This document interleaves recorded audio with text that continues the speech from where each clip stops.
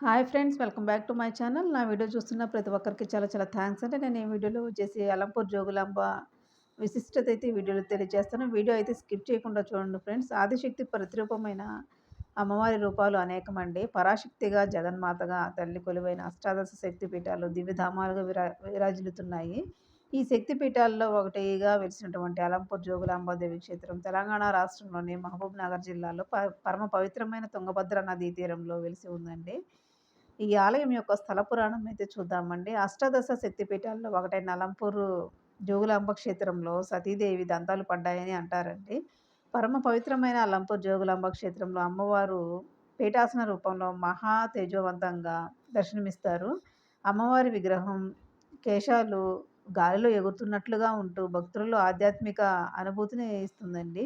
అమ్మవారి కేశాల్లో బల్లి, తేలు, గబ్బిలము, కపాలం వంటివి కనిపించడం విశేషము.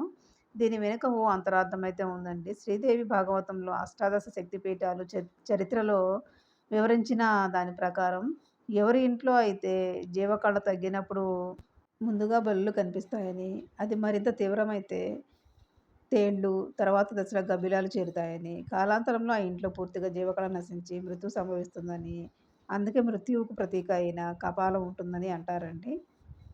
ఈ అంతరార్థం తెలపడానికి అమ్మవారి కేశాల్లో ఇవి కనిపిస్తాయని విశ్వాసం అండి. సాధారణంగా ఇంట్లో ఉండే వాస్తు దోషాలు, గ్రహ దోషాలు అలంపూర్ జోగులాంబ దేవిని దర్శించి పూజిస్తే తొలగిపోతాయని విశ్వాసం అండి. అంతేకాదండి, ఇంట్లో జరిగే సకల శుభాలకు అమ్మవారు ప్రతిరూపం అని, అందుకే ఆ తల్లిని గృహచండీ దేవిగా భావించటం అనాదిగా వస్తున్న సాంప్రదాయం అన్నమాట. ఈ ఆలయం యొక్క విశేషాలు కూడా చూద్దామండి. అలంపూర్ జోగులాంబ ఆలయ నిర్మాణం అతి పురాతనమైన నిర్మాణ శైలిలో భక్తులను ఆకట్టుకుంటుంది. ఆలయ చరిత్రను పరిశీలించి చూస్తే క్రీస్తు శకం 6వ శతాబ్దంలో ఈ ఆలయాన్ని చాళుక్య రాజులు నిర్మించినట్లుగా తెలుస్తుంది.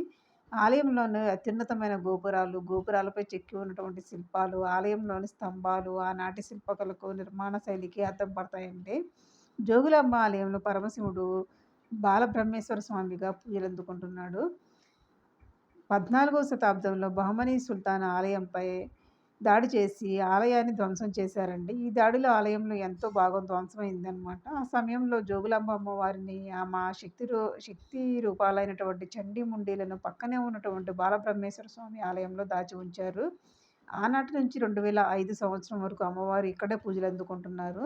2005లో ప్రస్తుతం ఉన్న ఆలయాన్ని నిర్మించి అమ్మవారిని పునఃప్రతిష్ఠ అయితే చేశారండి.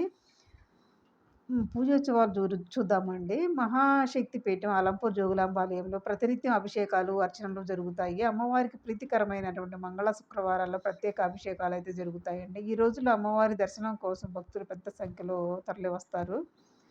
అట్లాగే ఈ శక్తిపీఠంలో దేవీ నవరాత్రులు కూడా ఘనంగా నిర్వహిస్తారండి. దేవీ నవరాత్రుల సందర్భంగా జరిగే నవవర్ణార్చన, కన్యపూజ, అట్లానే సువాసిని పూజలో మహిళలు అధిక సంఖ్యలో పాల్గొంటారు. అలాగే కార్తీక మాసంలో మహాశివరాత్రి సందర్భంగా బాలబ్రహ్మేశ్వర స్వామి దర్శనం కోసం భక్తులు బారులు తీరుతారండి. ప్రత్యేక రోజుల్లో, పర్వదినాల్లో అలంపూర్ జోగులాంబ దర్శనం కోసం ఇటు తెలంగాణ, ఆంధ్ర రాష్ట్రాల నుంచి కూడా కాకుండా పక్క రాష్ట్రమైనటువంటి కర్ణాటక నుంచి కూడా భక్తులు పెద్ద సంఖ్యలో తరలి వస్తారండి. ఇది ఎలా చేరుకోవాలో చూద్దామండి.